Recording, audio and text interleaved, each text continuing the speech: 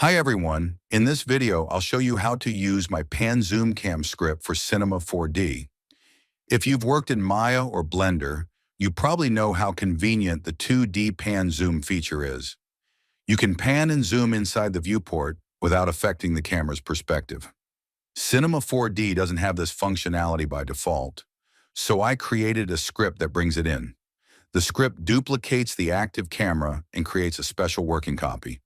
With it, you can freely use film move and film zoom without worrying about altering your original camera. Let's take a look at a real example. Here we have a large scene with lots of small details. In a typical workflow, editing these areas would require leaving the camera view or switching to a different viewport. But with PanZoom Cam, it becomes much easier.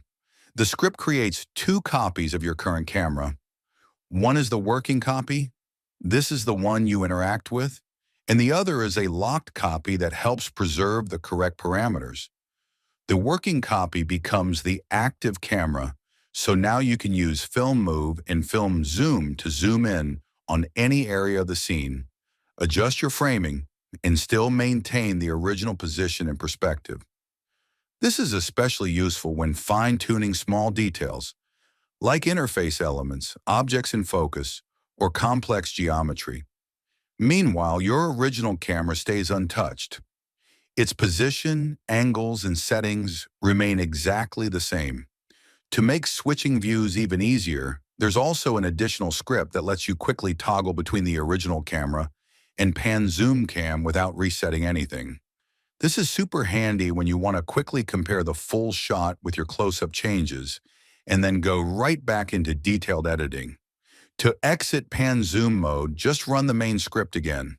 It will automatically switch you back to the original camera, delete the temporary duplicates, and restore the previous viewport settings, including the frame border color.